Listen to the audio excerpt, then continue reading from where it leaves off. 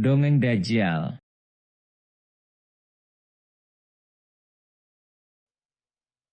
Kafir Kristen pemuja Yesus mengatakan bahwa ramalan Nabi Muhammad Shallallahu Alaihi Wasallam tentang Dajjal adalah ramalan palsu karena tidak terbukti. Dia mengutip hadits-hadits doif, di antaranya Sunan Abu Daud nomor 4296 dan Sunan Abu Daud nomor 4295.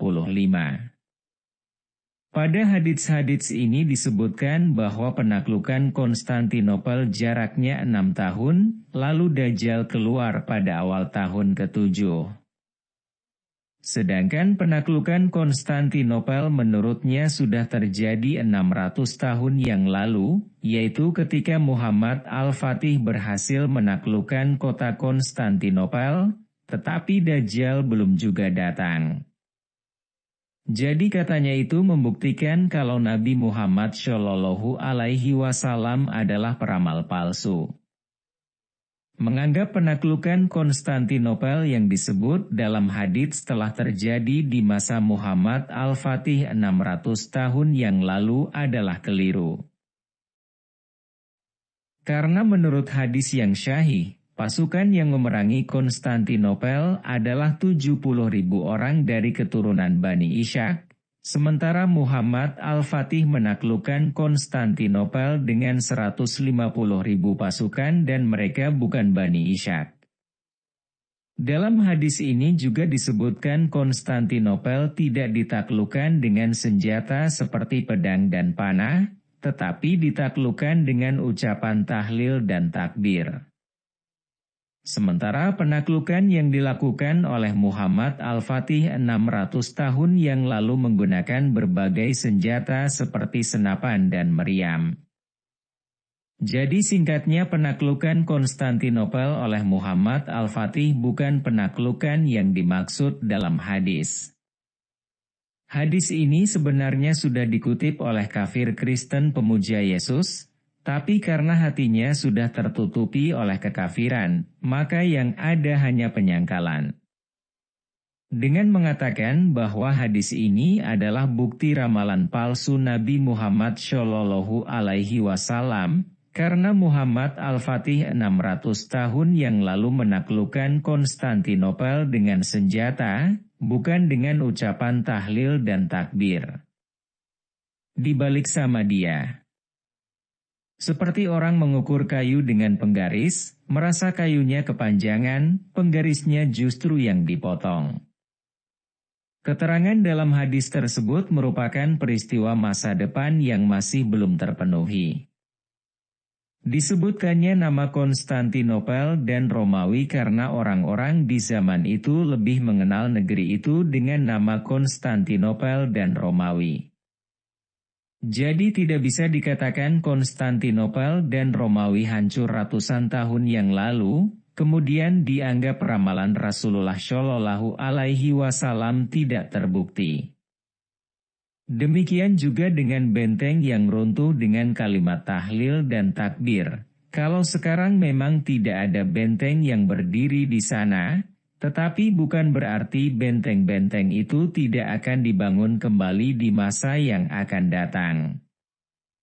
Kecuali kalau kafir Kristen pemuja Yesus bisa pergi ke masa depan dan memastikan dengan mata kepala sendiri benteng-benteng itu tidak pernah dibangun kembali.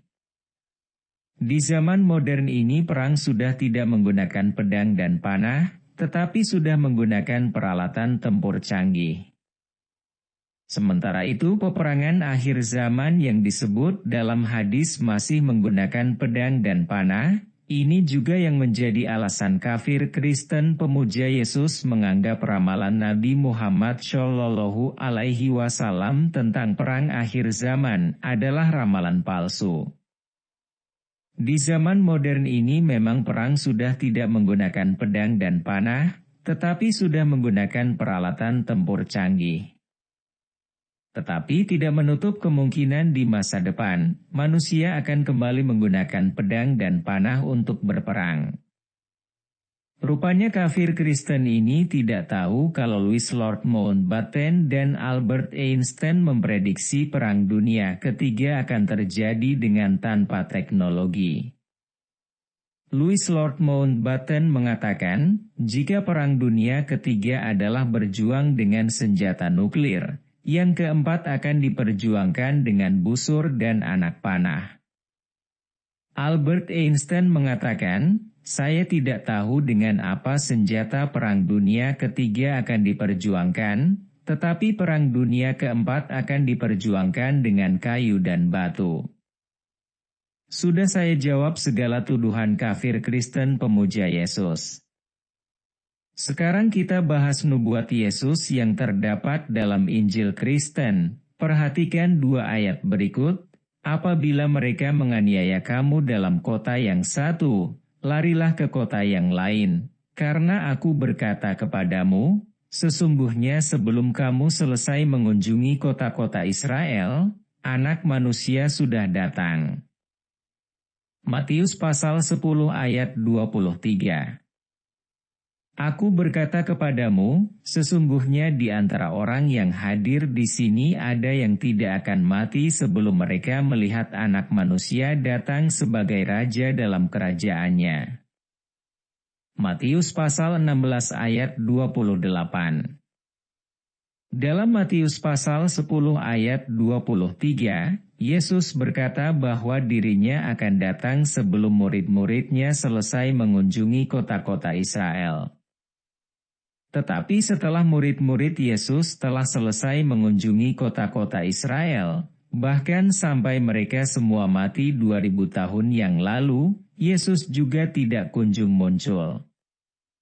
Sedangkan di Matius pasal 16 ayat 28, Yesus mengatakan di antara orang yang hadir tidak akan mati sebelum mereka melihat Yesus turun ke dunia.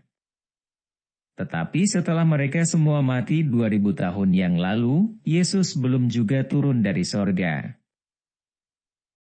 Ini artinya nubuatan Yesus pada kedua ayat tersebut adalah nubuatan palsu. Maka telah terbukti bahwa Yesus adalah seorang ... Silakan kalian jawab titik-titiknya.